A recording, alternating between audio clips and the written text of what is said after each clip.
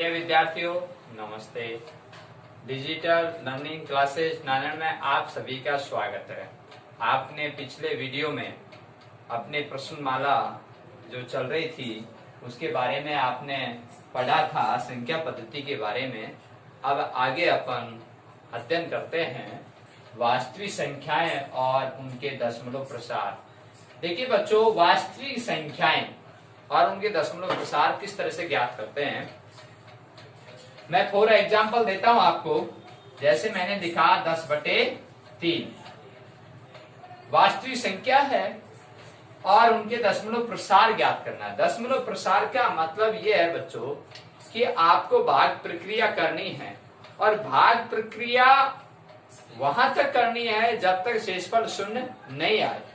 तो अपन देखते हैं ऐसे प्रश्नों में किस तरह से हल होता है।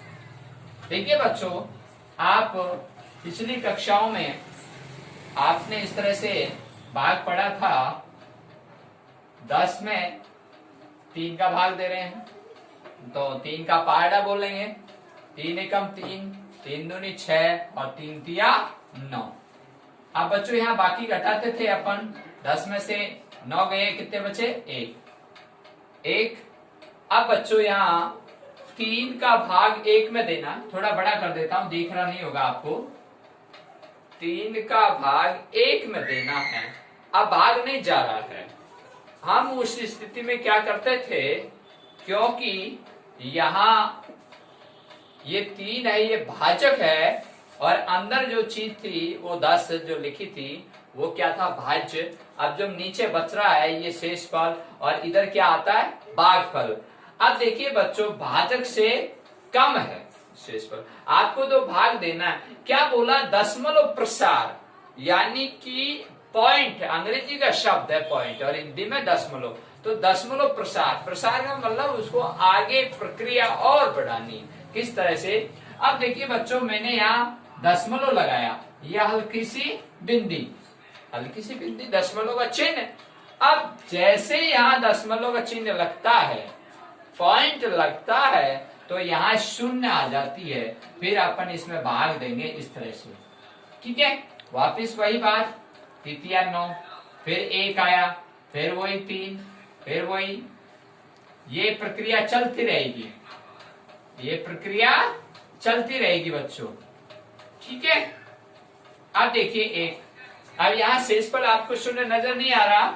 अब देखिए आपने क्या ज्ञात किया कि 3 पुनरावृत्ति हो रही है, 3 की पुनरावृत्ति हो रही है। तो अपन इसको इस तरह से भी लिखते हैं, 3.3 के ऊपर बार का चिन्ह लगा देते हैं।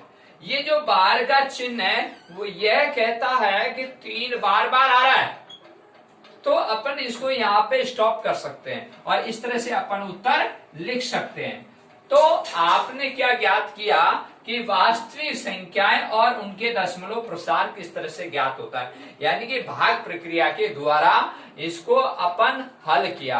अब देखिए और एग्जांपल लेते हैं बच्चों, अपन ने अभी अभी जो उदाहरण समझा था 10/3 का, यानी कि अपन ने उसमें भाग दिया 3 का 10 में।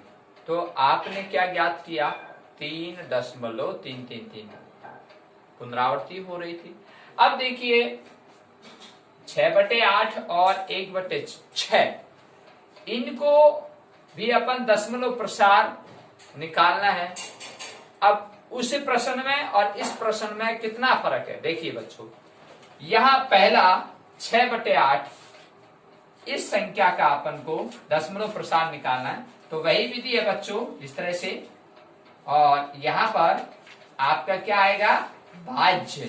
और यहाँ क्या आता है? भाजक। ये भाजक है, ये भाज्य है और यहाँ भागफल आता है और नीचे जो बचता है वो शेषफल। ये देखिए 6/8, यानी 8 का भाग 6 में देना है। अब बच्चों देखिए, यहां मैंने 8 का भाग 6 में दिया, तो क्या जाता है? नहीं। क्यों? क्योंकि भाजक है वो बड़ा है और भाज्य छोटा है। तो अब इस स्थिति में देखिए बच्चों, अपन यहां 0 लगाते हैं। लगा दिया। अब शून्य लगाने के बाद, क्योंकि यहां भाग टूटे की शून्य आती है, क्योंकि 8 का भाग 6 में दिया नहीं गया, तो भाग टूटे की शून्य आई थी। अब बच्चों अब फिर भी वही बात आ रही है। अब आगे अपन दशमलव का चिन्ह लगाएंगे, और दशमलव का चिन्ह लगाते ही यहां शून्य आ जाती है। अब भाग जाएगा 8 का 60 में, तो 8 का भाग बोलेंगे तो 8 का पहाड़ा बोल लेंगे, तो 8 एकम 8, 8 2 16, 8 तिया 24, 8 चौके 32, 8 पंजे 40, 8 छकी 48, 8 टू 7 56 और 8 औटी 64। तो बच्चों यहाँ 60 है, तो कितनी बार गया? 8 टू 7 56, 7 बार। ठीक है बच्चों। आप बच्चों वही प्रक्रिया बाकी किया, और यहाँ 4। फिर आपने क्या किया? 8 का भाग दिया 4 में, नहीं गया, तो यहां जब दशमलव लगा हुआ है तो यहां ऑटोमेटिक आपकी शून्य आ जाएगी, और ये क्या हो गया? 8 पंजो 40।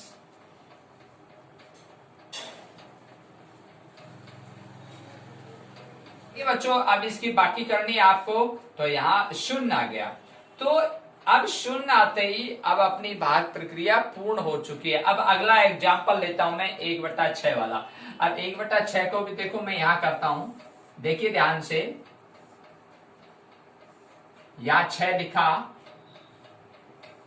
भाजक है 6 और 1 भाज्य है। ठीक है बच्चों, 1/6, तो 1 क्या है? भाज्य, और 6 क्या है? भाजक, यानी 6 का भाग 1 में देना है, तो बीच में जो आपने लिखा है वो हमेशा भाज्य रहता है। तो आपने एक फार्मूला पढ़ा होगा, भाज्य बराबर भाजक गुणा भागफल प्लस शेषफल, क्या आ जाता है?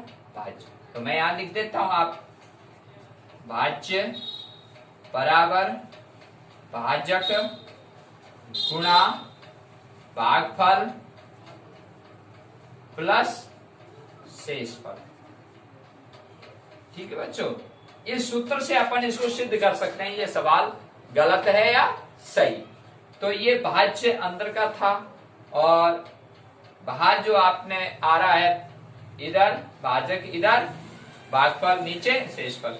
तो आप भाजक गुणा भागफल प्लस शेषफल और बराबर ये संख्या आप आती। अब देखिए इसको 1/6 को अपन किस तरह से हल करते हैं। 6 का भाग 1 में देना है, तो देखिए बच्चों 6 का भाग मैं 1 में दे रहा हूं, तो अब यहाँ क्या आपको अनुभव किया आपने ऐसे सवालों में, तो यहाँ पे भी भाग नहीं जा रहा है, तो भाग नहीं जा रहा है तो भाग टूटेगी, शून्य आएगी पहले।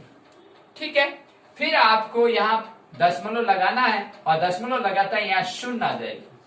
फिर कितनी बार गया? 6 एकम 6, 6 दूनी 12, तो 12 ज्यादा है, और यहाँ कितने बच्चों? 10, तो एक बार ही गया, तो यहाँ 1 और यहाँ 6, और वो बाकी किया 4। अब 6 का भाग 4 में देना नहीं जाता है, दशमलव लग रहा है, तो इसलिए यहाँ शून्य आ गई। अब भाग दिया 6 एकम 6, 6 दूनी 12, 6 तिया 18, 6 चौक 24, 6 पंजो 30, और 6 छकी 36, और 6 7 13, तो यानी 7 बार नहीं जाएगा, कितनी बार जाएगा बच्चों? 6 बार, तो 6 छकी 36, तो वापिस 4 बच गए बच्चों। फिर वही पॉइंट लग रहा है आपके, तो यहाँ शून्य आ जाएगा, और वही 36, और फिर वही 4 बच गए। ठीक है बच्चों, इस तरह से तो ये प्रक्रिया चलती रहेगी। और यहाँ क्या आ गया? अब 6, वापिस 6, फिर 6, तो मैं थोड़ा ऐसा यहाँ लिख देता हूं, ऊपर नीचे। यहाँ उत्तर क्या आ रहा है? 0.1666, ये अनंत तक चलती रहेगी इस तरह से। तो आपने वास्तविक संख्याओं और उनके दशमलव प्रसार ज्ञात किए, तो इस तरह से बच्चों आपको भाग देना है।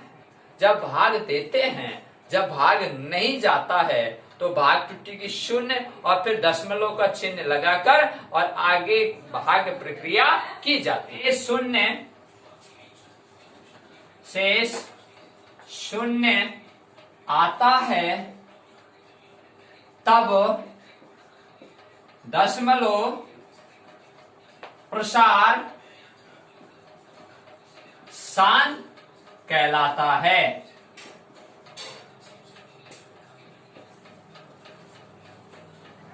और जब शेष शून्य नहीं आता है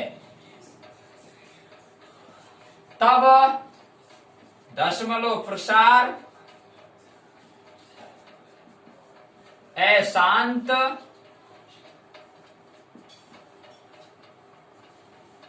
कहलाता है। देखिए बच्चों, अभी आपने जो उदाहरण लिए थे और उन उदाहरणों के माध्यम से आपने अभी अभी समझा था, 2-3 मैंने अभी आपको भाग प्रक्रिया समझाई थी। किसी में शेषफल क्या आ रहा था? शून्य, और किसी में शेषफल आ ही नहीं रहा था और अनंत प्रक्रिया चल रही थी। तो देखिए बच्चों, शेषफल जब शेष में शून्य आता है, नीचे जो शेष में फल में शून्य आता है, तो वह दशमलव प्रसार क्या कहलाता है? शांत। ये याद रखने की बात है। और जब शेष नीचे बचता है, यानी शेष पर शून्य नहीं आता है, यानी भाग प्रक्रिया चलती रहती है, शून्य आता ही नहीं है, तो वो दशमलव प्रसार क्या कहलाता है? अशांत। ये ध्यान रखने की बात है। अब अपन आगे बढ़ते हैं। अब देखिए बच्चों, हम उदाहरण नंबर 4 देखते हैं। 3.14267 एक परिमेय संख्या है। P/Q के रूप में व्यक्त कीजिए, जहां P और Q पूर्णांक हैं, लेकिन Q बराबर 0 नहीं है। अर्थात कहने का मतलब अंश बटा हर, तो हर हमेशा 0 नहीं होता है। ये ध्यान रखने की बात है, तभी वह मान्य होती है। क्या? परिमेय संख्या। अब देखिए, अगर आपने Q यानी हर के स्थान पर 0 लगा दिया, तो फिर वो परिमेय संख्या मान्य नहीं है। इसलिए आपने वीडियो में देखा था। अब देखिए इसको, प्रश्न को कैसे हल करते हैं। हल, ठीक है बच्चों, 3.14267 ठीक है बच्चों। अब यहाँ 3.14267 तो अब मैंने क्या किया, देखिए अब यहाँ कितनी संख्या है? 1 2 3 4 5 6। तो मैंने 1 2 3 4 5 6, 1 2 3 4 5 6, 1 2 3 4 5 6। तो 6 मैंने क्या लगाई बच्चों? 0, और यहाँ 1। क्यों? क्योंकि इस पॉइंट को हटाने के लिए जितनी संख्या दशमलव के बाद होती है उतनी ही नीचे बिंदी लगती है। कहने का मतलब 0 लगती है। तो यहाँ दशमलव के बाद में कितनी संख्या थी? 1 2 3 4 5 6। तो 6 बिंदी आ गई। कहने का तात्पर्य 0। तो यहाँ ये 6 0 आ चुकी हैं। अब आपको क्या नजर आ रहा है? P/Q के रूप में आ रहा है बच्चों। ये अंश है ऊपर और नीचे हर है ना। अब आप सोच रहे होंगे सर अभी आपने बोला Q बराबर 0 नहीं होना चाहिए, ठीक है। तो बच्चों यहाँ 1 लिखा हुआ है, तो यहाँ 0 का महत्व हो चुका है। तो अब आपको ज्ञात होगा 1 लाख में कितने शून्य होते हैं बच्चों? 5। तो ये कितनी संख्या हो गई बच्चों? 10 लाख। देखो, इकाई, दाई, सैकड़ों, हजार, 10,000, लाख और 10 लाख। तो कितने हो गए बच्चों? ये 10 लाख। यानी लाख में 5 बिंदी होती है, तो हजार में कितनी होती है? 3। 10,000 में 4 हो गई, तो लाख में कितनी हो गई? 5। कितनी हो गई? 5। और यहाँ कितनी बिंदी है? 6। तो 6 बिंदी होते क्या बोला जाएगा? 10 लाख। तो ये बच्चों 10 लाख है। ऊपर इकाई, दाई, सैकड़ों, हजार, 10,000, लाख, 10 लाख। तो 31,42,678। ठीक है बच्चों। तो ये भी अपन को बेसिक नॉलेज भी अपन को जरूरी है, और ये आपको P/Q के रूप में प्राप्त हो चुका है। अब अगला उदाहरण देखते हैं। कौन सा? देखिए, अभी आपने P/Q के रूप में, ये तो दशमलव शांत है, प्रसार वाले हैं। अब अपने ऐसी स्थिति के उदाहरण लेते हैं जो दशमलव अशांत है, यानी पुनरावृत्ति वाले। अभी देखते हैं, अभी समझाता हूं आपको। हाँ देखिए बच्चों, ये उदाहरण पेश 0.333 बराबर 0.3 के ऊपर बार लिखा हुआ है को P बटे Q के रूप में व्यक्त किया जा सकता है, जहां P और Q पूर्णांक है और Q बराबर 0 नहीं है।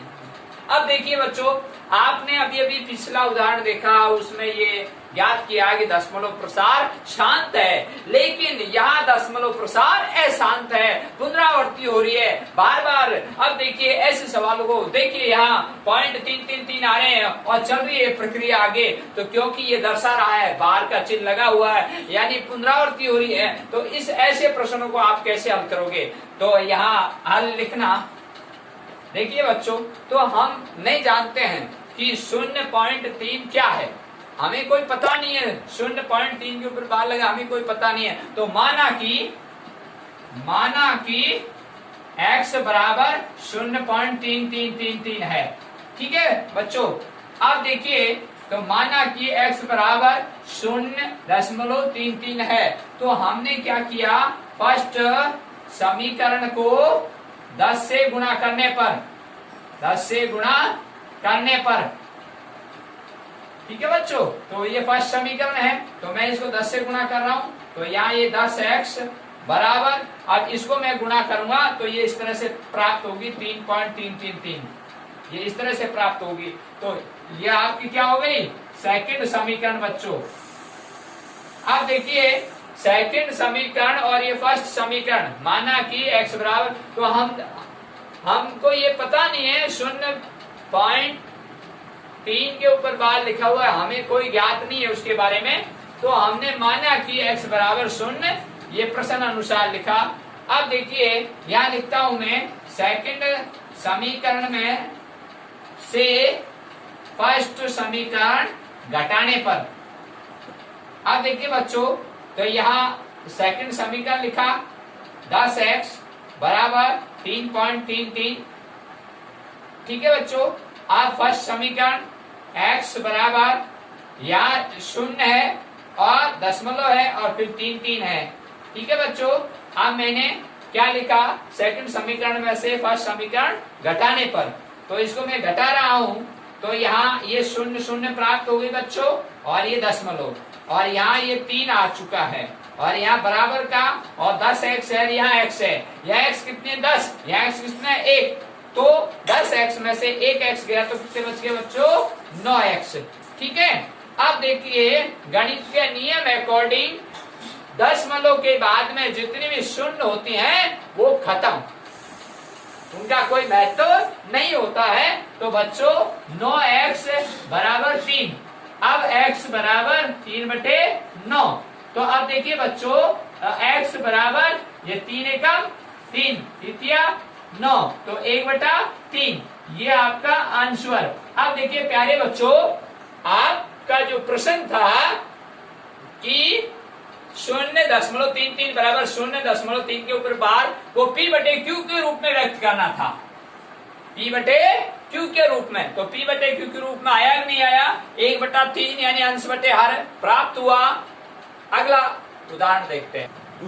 हाँ देखिए बच्चों, ये उदाहरण अपना अगला 1.272727 डॉट डॉट डॉट बराबर 1.27 के ऊपर बार को P/Q के रूप में व्यक्त कीजिए, जहां P और Q पूर्णांक है और Q बराबर 0 नहीं है। अब देखो बच्चों, आपने पिछला प्रश्न भी देखा और इस प्रश्न में को देखो, उसमें और इसमें क्या फर्क है। यह प्रश्न एग्जाम के अंदर पूछा जाता है, और बच्चों ध्यान से सुनना, उस प्रश्न में इस प्रश्न में क्या फर्क था। उसमें देखिए बच्चों, एक संख्या की पुनरावृत्ति हो रही थी, आपने 3 के ऊपर बार का चिन्ह देखा था, और यहाँ 2 संख्याओं के ऊपर बार का चिन्ह दिखाई दे रहा है ना, 27 के 2 संख्या 2 अंकों के ऊपर, 2 अंकों के ऊपर, वहां 1 अंक के ऊपर था, तो यहाँ 2 अंक बार बार आ रहे हैं, 2 अंक पुनरावृत्ति हो रही है। अब देखिए इसको हल कैसे करते हैं बच्चों। हल यहाँ लिखेंगे, अब हम नहीं जानते हैं 1.27 के ऊपर बार है, हमको पता नहीं क्या है, लेकिन हम नियम अकॉर्डिंग माना कि x बराबर 1.2727 और अनंत तक प्रक्रिया चल रही है। तो अब बच्चों देखिए यहाँ ये फर्स्ट समीकरण बन चुकी है। x बराबर जब अपन मान के रखते हैं तो वो समीकरण में आ जाता है। और अब आपने पिछले सवाल में 10 से गुणा किया, अब यहाँ कितने से गुणा करें बच्चों? देखो ये जवाब देगा आपको। यहाँ 2 अंकों की पुनरावृत्ति हो रही है तो फिर 100 से करना पड़ेगा, क्योंकि वहां 1 अंक की हो रही थी तो 10 से, जब 2 अंक की होती है तो 100 से, और अगर 3 अंक की होती है तो 1000 से। Don't worry. अब लिखो फर्स्ट समीकरण को 100 से गुणा करने पर, देखिए बच्चों तो यहां मैं गुणा कर रहा हूं 100x बराबर, अब देखो यहाँ जो गुणा का जो तरीका है वो बहुत महत्वपूर्ण है। ये गुणा कैसे होता है ये ध्यान देने की बात है। वहां आपने किस तरह से गुणा किया मैं आपको समझा देता हूं। यहाँ 0 था, यहाँ पॉइंट दशमलव था, यहाँ 3 3 3 3 ऐसे था। अगर मान लीजिए मैं इसको इस तरह से आप 10 से गुणा करूंगा, ठीक है बच्चों, और नीचे अब देखिए बच्चों यहाँ दशमलव के बाद कितनी संख्या है? 1 2 3 4, तो यहाँ 4 बिंदु लगा दो। ठीक है बच्चों, कितनी बिंदु हो गई? 4। तो 1 2 3 4, और अब ये दशमलव हट गया तो दशमलव हटाने के लिए नीचे बिंदु आ चुकी है। अब देखिए बच्चों यहाँ 0 से 0 कट गया, 0 से 0 कट गया। अब बच्चों यहाँ 0 कितनी बची आपके पास में? 2 शून्य बची, 2 शून्य बची। तो अपन ने 2 शून्य बची तो यहाँ पे देखिए, सॉरी मैंने यहाँ 1 शून्य घटा दिए, यहाँ 4 संख्या थी, 1 2 3 4 4। ठीक है बच्चों, 1 2 3 4, तो 1 2 3 4। ठीक है, अब ये 0 से 0 काट दो आप, 0 से 0 कट गई बच्चों, तो यहाँ कितनी शून्य बच गई? 1 2 3। तो अब यहाँ 1 2 3 के बाद तो इसका उत्तर क्या हो गया? 3.333। आ गया समझ में बच्चों? तो इस तरह से हल होता है। पिछले सवाल में आपको मैंने जब बताया था तो वो इस तरह से गुणा होके और इस तरह से संख्या आई। अब ठीक इसी प्रकार से इसको करते हैं। देखिए बच्चों 1.2727 गुणा 100। ठीक है बच्चों, अब देखिए यहाँ दशमलव के बाद में कितनी संख्या? 1 2 3 4 5 6, तो कितनी बिंदी आएगी बच्चों? 1 2 3 4 5 6 और ये 1। ठीक है बच्चों, दोबारा देखो 1 2 3 4 5 6, तो ये पॉइंट हट गया और 1 2 3 4 5 6 हो गई। अब देखो बच्चों यहाँ 2 बिंदी और ये 2 बिंदी खत्म। ठीक है बच्चों, अब देखो बच्चों 1 2 3 4, तो यहाँ पीछे से 1 2 3 4, तो अब आप कैसे लिखोगे बच्चों? 1 2 7 दशमलव और ये देखो बच्चों 1 2 3 4 और ये दशमलव के बाद में 4 संख्या आई कि नहीं आई बच्चों? देखो 127.27 आ गए ना? देख लो 2 बिंदु से 2 बिंदु कट गई, 1 2 3 4 1 2 3 4, और टोटल भी गिन सकते हो भले ही आप 1 2 3 4 5 6 7, 1 2 3 4 5 6 7, है ना? तो आपको घबराने की कोई आवश्यकता नहीं है, अपना उत्तर को वेरीफाई भी आप कर सकते हो खुद ही इस तरह से, और इस तरह से ये संख्या प्राप्त होती है। तो बच्चों यहाँ क्या आ रहा है, मैं आप इसको रब कर रहा हूं।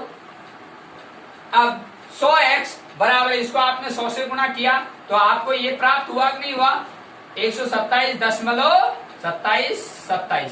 ठीक है बच्चों, ये अनंत तक प्रक्रिया चल रही है, देख लो आप। अब क्या लिखना है बच्चों? सेकंड समीकरण में से, ये सेकंड समीकरण हो चुकी है बच्चों, तो यहां लिखोगे सेकंड समीकरण में से फर्स्ट समीकरण घटाने पर। ठीक है बच्चों, सेकंड समीकरण में से फर्स्ट समीकरण घटाने पर, तो इस तरह से लिखो 100x बराबर 127.27 ये अनंत तक प्रक्रिया है। और फर्स्ट समीकरण ये सेकंड समीकरण है बच्चों। ठीक है, ये सेकंड समीकरण है और ये फर्स्ट समीकरण है। तो यहाँ लिखोगे x बराबर, तो ये क्या है? 1, तो 1 कहाँ आएगा, ये बहुत महत्वपूर्ण बात है। अब देखिए यहाँ बच्चों दशमलव है, यहाँ पे भी दशमलव है, तो आपको क्या करना है, दशमलव के नीचे दशमलव लगाओ। ठीक है बच्चों, दशमलव ऊपर है, दशमलव के नीचे दशमलव लगाया। अब दशमलव के पास वाली संख्या लिखो, पहले वाली, तो दशमलव के पास वाली 1 है, तो दशमलव के जस्ट पास में लिखो, ये दशमलव के इस संख्या के नीचे आएगी। ये बहुत महत्वपूर्ण बात है। इसमें बच्चे जल्दबाजी में यहाँ लिख देते हैं गलत। आपको सीधा तरीका बता रहा हूं कि दशमलव के नीचे दशमलव लिखो और दशमलव के पास वाली संख्या को दशमलव के पास लिखो, तो ये ऑटोमेटिक 7 के नीचे आ गई, और दशमलव के आगे वाली संख्या के नीचे संख्या आ गई बच्चों, इस तरह से। ठीक है, ये तो अनंत प्रक्रिया चल रही है, तो ये 27 यहाँ बढ़ जाएंगे, यहाँ भी बढ़ जाएंगे, ऐसा डोंट वरी आप। अब देखिए, तो हम यहाँ अब बाकी होगा, क्योंकि यहाँ सेकंड समीकरण में फर्स्ट समीकरण घटाना है, तो ये बच्चों यहाँ 0, ये 0, ये 0, ये 0, देख लो, 7 में 7, 2 में 2, 7 में 7, 2 में 2, 0 0 हो गया, और ये दशमलव। ठीक है, अब 127 दशमलव से पहले 127 दशमलव से पहले 1, 127 में से 1 गया, कितने बचे, 126। अब दशमलव के बाद में जितने भी शून्य हैं गणित में उनका कोई महत्व नहीं होता है। अगर संख्या प्राप्त होती दशमलव के आगे, मान लीजिए यहाँ 1 आ जाता तो महत्व बन जाता, ये ध्यान रखने की बात है। अगर संख्या नहीं है तो उनका कोई महत्व नहीं है। अब ये ऑटोमेटिक खत्म, और यहाँ क्या बच गया, 126। इधर बात करते हैं 100x, ये x कितने 100, ये x कितना 1, तो 100x में से 1x गया 99x, तो बच्चों क्या आ गया यहाँ 99x। अब इस सवाल को मैं यहाँ हल कर रहा हूं, तो 99x बराबर 126, ये ऑटोमेटिक शून्य खत्म। अब x बराबर 126 बटे 99। अब आपका प्रश्न क्या था कि 1.27 बार को p बटे q के रूप में व्यक्त करो, तो p बटे q के रूप में हो गया, यानी अंश बटे हर, अंश ऊपर हर नीचे आ चुका है। और क्या कहा, q बराबर 0 नहीं होना चाहिए, तो यहाँ q बराबर 0, कहने का तात्पर्य हर, तो यहाँ 0 नहीं है, तो ये p बटे q के रूप में प्राप्त हो चुका। तो प्यारे बच्चों, आपको ये समझ में आ गया।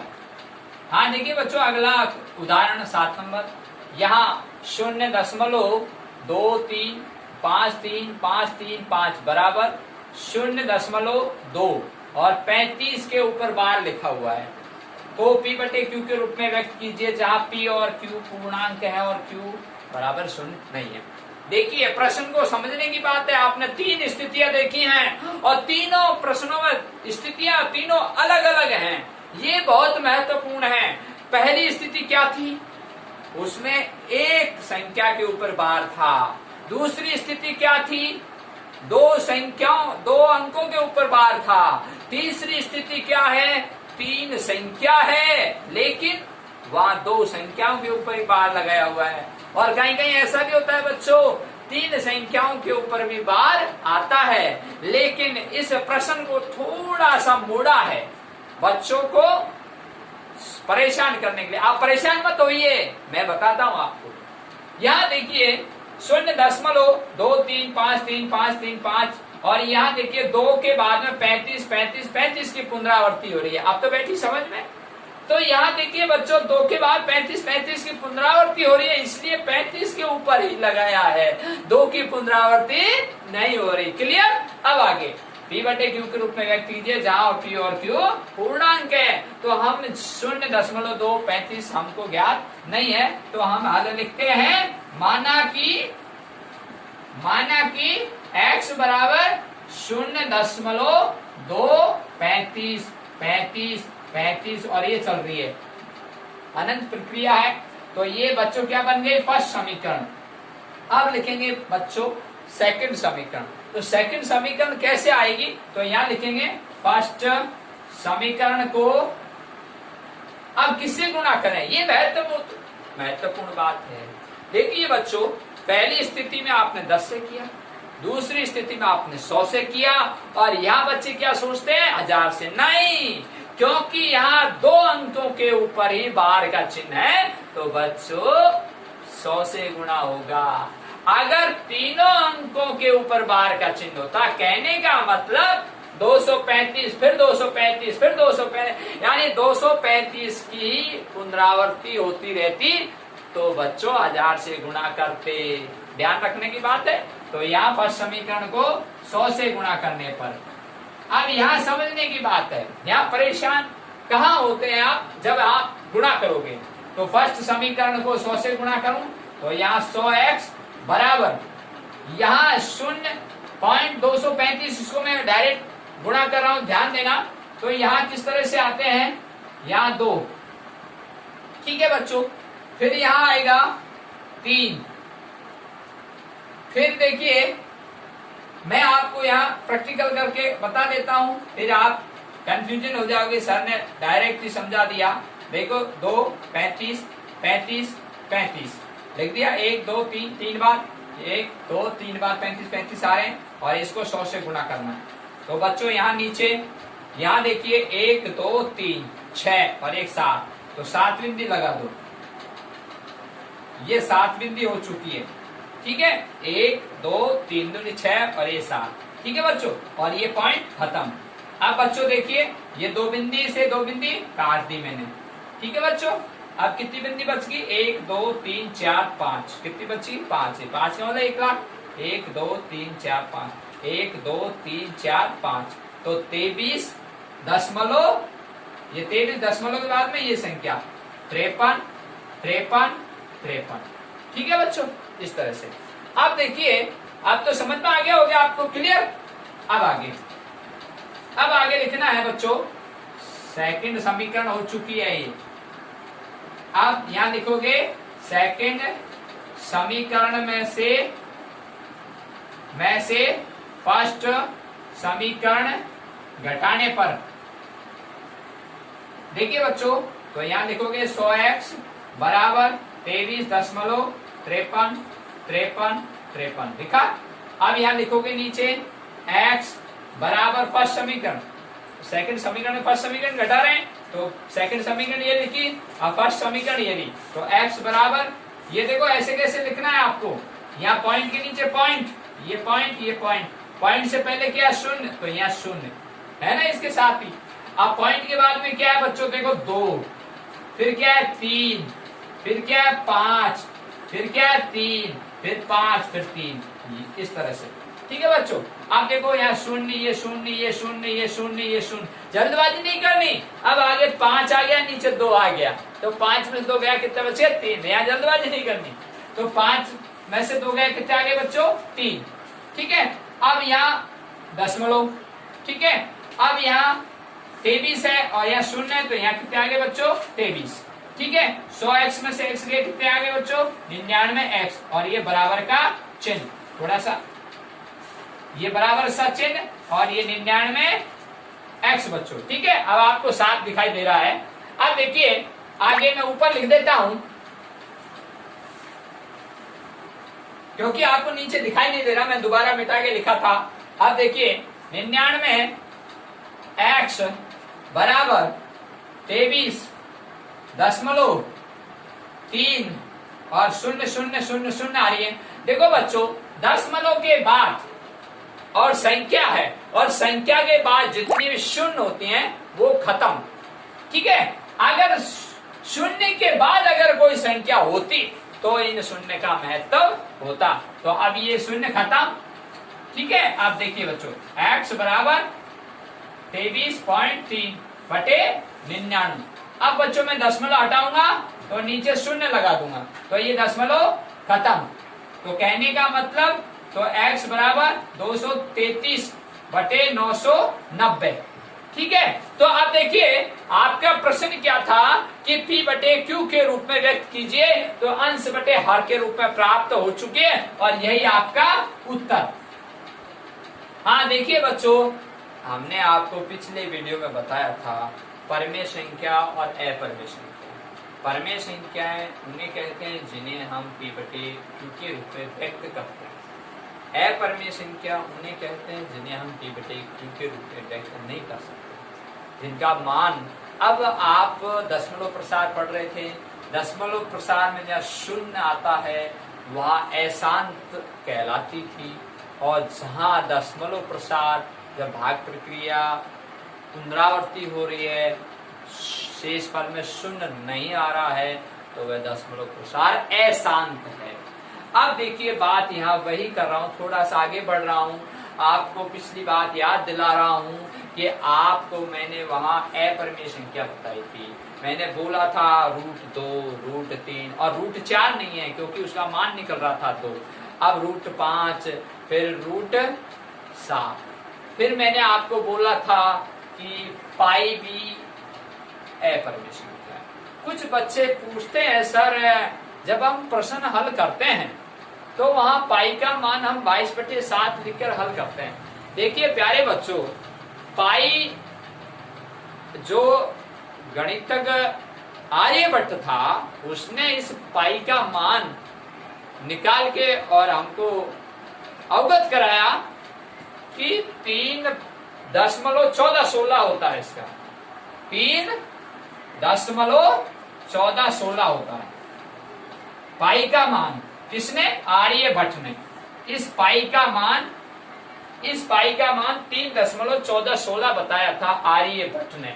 अब देखिए जब आप पाई 22/7 लिखते हैं, 7 का भाग 22 में देते हैं तो इस तरह की कंडीशन आती है। ये देख लो आप बोर्ड के सामने 3.1415926535 और ये प्रक्रिया चलती रहती है। और √2 का जब अपन वर्गमूल निकालते हैं तो वो भी इस तरह की प्रक्रिया चलती है। 1.4142135678 जो भी है यहाँ। अब √3 का निकालते हैं अपन 1.73200508 ठीक है बच्चों। तो अब आपको समझ में आ गया होगा कि जो पाई का जो मान है वो लगभग है, एक्यूरेट नहीं है। इसलिए प्यारे बच्चों पाई अपरिमेय संख्या है। ये आर्यभट्ट ने सिद्ध किया कि इसका जो मान है 3.1416 और यहाँ अपन ने जब भाग प्रक्रिया से निकालते हैं तो ये आते हैं। तो ठीक है बच्चों, तो अब आपको अच्छी तरह कॉन्सेप्ट क्लियर हो चुका है। कुछ बच्चे काफी बार पूछते हैं कि सर अंश बटे हर है, 22/7 है, P/Q है, लेकिन ये क्यों नहीं हुई परिमेय संख्या? इसका जवाब गणितज्ञ आर्यभट्ट ने दिया था और जो आज आपके सामने यहाँ हल करके हमने बता रहे हैं कि पाई 22/7 फिर 7 का भाग दिया जब इस तरह की संख्या प्राप्त हो रही है। और उन्होंने फिर कहा कि 3.1416 इसका लगभग आंसर है। तो आप समझ गए होंगे, कॉन्सेप्ट क्लियर। अब अगला उदाहरण देखते हैं। हाँ देखिए बच्चों, अगला उदाहरण 1/7 और 2/7 के बीच एक अपरिमेय संख्या ज्ञात कीजिए। अभी आपने पढ़ा था कि अपरिमेय संख्याएं जो मैंने आपको अभी बताई थी, पाई के बारे में थोड़ा विस्तार से भी बताया था। आर्यभट्ट ने उसको सिद्ध भी किया कि इसका जब हम भाग प्रक्रिया से करते हैं तो वो अनंत तक प्रक्रिया चलती रहती है। तो अनंत तक प्रक्रिया चलती रहती है तो दशमलव प्रसार अशांत हो जाता है और वहां वो पाई को अपरिमेय संख्या घोषित किया है। अब देखिए बच्चों, यहाँ 1/7 और 2/7 के बीच एक अपरिमेय संख्या ज्ञात करनी है। अब बच्चों आप को प्रश्न को देखो, यहाँ 1/7 परिमेय है, अंश बटे हर है, P/Q है और 2/7 है, ये भी P/Q है, अंश बटे हर, तो परिमेय है ना। और पूछा क्या? अपरिमेय। अब देखो बहुत सीधा सवाल है, करना कैसे? आइए हल। यहाँ हल लिखा आपने, यहाँ 1/7 लिखा, तो बच्चों 1/7 और 2/7 इनके बीच में है, इनके मध्य में है क्या? अपरिमेय संख्या। तो ऐसी स्थिति में बच्चों आज जब आपको मैंने जो शुरुआत आज की थी, शुरुआत आप वीडियो खोल के देखना, जब आपने जब शुरुआत में जब पढ़ा था क्या? दशमलव प्रसार, तो वो दशमलव प्रसार से ये सवाल हल होगा। तो यस 7 का भाग 1 में 2, ये 7 भाजक 1 भाज्य, हाँ देखिए बच्चों, अब भाग प्रक्रिया करते हैं। 7 का भाग 1 में देंगे, अब भाग नहीं जा रहा है तो यहाँ भाग टूटेगी, शून्य आएगी, और शून्य आते ही फिर अपन यहाँ 7 का भाग 1 में देंगे, दशमलव लगेगा, और दशमलव लगते ही यहाँ शून्य चढ़ेगी, और फिर अपन भाग देंगे एक बार, यहाँ 7 और यहाँ 3, फिर ये दशमलव लगा दिया, ये शून्य आ जाएगी, और 7 चौकू 28, फिर यहाँ 28, और फिर बाकी करेंगे, इस तरह से बाकी चलती रहेगी। और यहाँ कितने आए बच्चों? 2, और ये शून्य, क्योंकि दशमलव लगा रखा है इसलिए। तो कितना है बच्चों? 7 दूनी 6, 7 21, यानी 2 बार। तो यहाँ कितने आए बच्चों? 14। अब ये बाकी करोगे 6 आया, फिर यहाँ कितने आएंगे? दशमलव लगा रखा है, यहाँ शून्य आ गया, तो यहाँ कितने आ गए बच्चों? 8 7 56, और फिर यहाँ 4, फिर ये 60 में 56 गए 4, फिर दशमलव लगा रखा है, शून्य आ गई, फिर भाग दिया, तो कितनी बार गया? 5 बार। ठीक है बच्चों, तो आप इतना ही कर लो। ठीक है, अब अगला ये देखते हैं। ये देखिए बच्चों, ये 7 क्या है? भाजक है। चलो मैं यहाँ समझा देता हूँ आपको, यहाँ नीचे नहीं दिखेगा। यहाँ 7 भाजक है और 2 भाज्य है, और 7 का भाग 2 में देना है। तो बच्चों भाग नहीं गया, भाग टूटेगी, शून्य आ गई, और दशमलव लगाया, यहाँ शून्य चढ़ गई, ये 20 हो गए। 7 का भाग 20 में दिया 2 बार, 7 दूनी 14, माइनस किया 6 आए, फिर बच्चों दशमलव लगा गया, शून्य आया, फिर 8 बार। ठीक है बच्चों, फिर यहाँ माइनस किया, यहाँ 4 आया, फिर दशमलव लगा गया, शून्य आया, फिर कितनी बार गया? 5 बार। 7 पंजो 35, 7 से 42 होता है।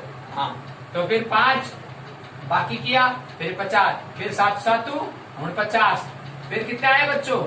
1, 50 में 49 गए तो 1 बचा, फिर यहाँ ये शून्य, क्योंकि दशमलव की शून्य आ रही है ना, तो कितनी बार गया? 1 बार।